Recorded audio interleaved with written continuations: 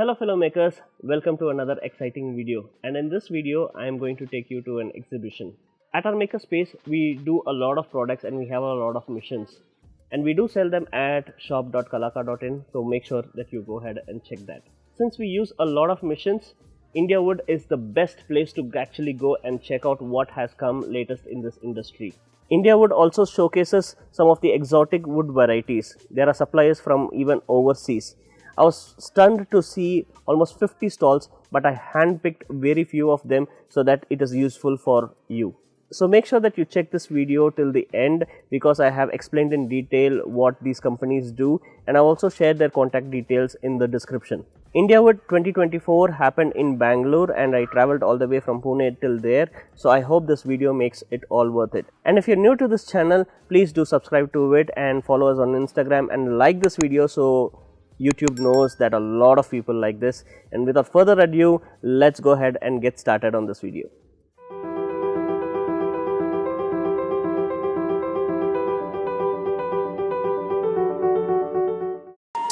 Shall go.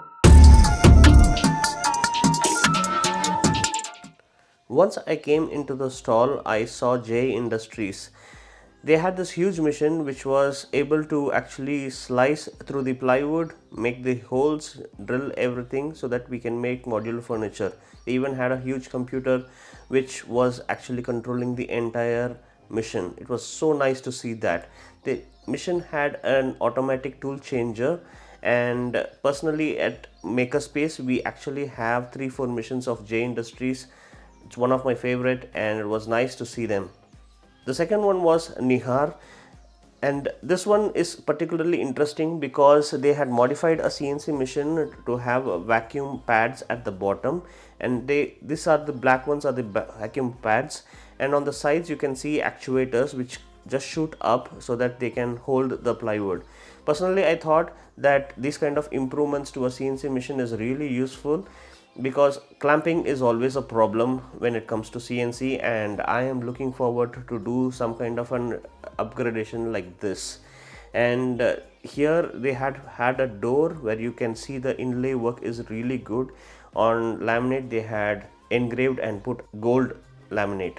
Mirka is one of the well-known brands when it comes to sanding, and I was so excited to see their range of products here, and particularly all these tiny machines which can help us sand at the nook and cranny.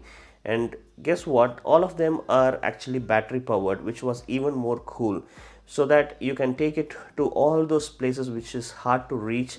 And they had different kind of fittings, like right from buffing to sanding.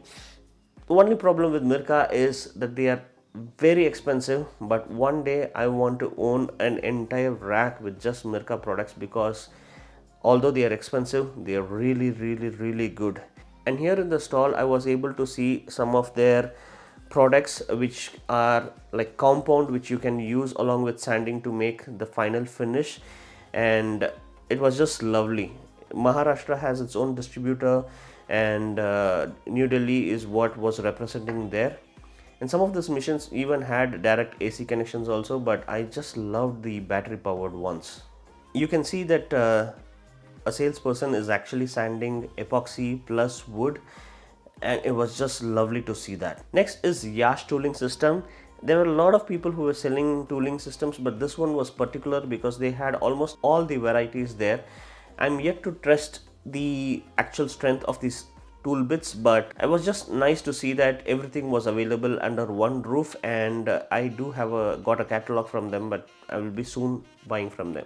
The next one is sets. This one was so interesting that I was thinking that in the future I want to invest in this. This is we make MDF boxes and we sell in the makerspace, you know that, and it was always a problem when we are trying to finish it, and all the MDF boxes are of the same size. So if you have a robot like this, we can just place it there and then it can keep finishing it. So for the repetitive jobs, this was really nice, and you can see that they can even put a bigger object like a chair and finish it. But this is only good when we do repetitive jobs, but I'm so glad to see that there is a solution like this for end consumers like this.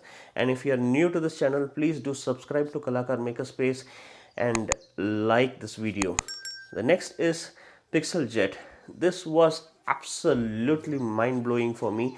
You can see that parrot's picture, how beautiful it is, and all these things are actually printed by a machine on top of PVC, MDF, and you name it, anything possible, because this is called as a UV printer, and it's actually able to print in almost any of the surfaces. The good part is they can even emboss. So for example, in this piece you can see all those tiny details where the edges of the fruits are all embossed, and to do this they are actually using white. So they first print the entire surface in white color wherever the emboss is required. So a lot of white ink is going to be used, and then they print the color on top of it, and finally you can see that there is a blue light which shoots from the machine that is going to cure it immediately. Yes, UV printer cures the prints immediately, not like flex where you need a fan or any other time for it to cure. Here it is going to cure immediately, and now they are actually printing on top of 18 mm PVC wood grain finish, just to show how good their machine is. Next is Metro CNC, and this is particular for controllers, and I wanted to record them, and I love them because they are made in India, and they are a replacement to Wayne Hog CNC controllers that we usually use. And they had shown many applications where this can come in, like they had a CNC controller which can come for VMCs. They also had this entire paneling kind of a CNC controller. So it was really nice to see.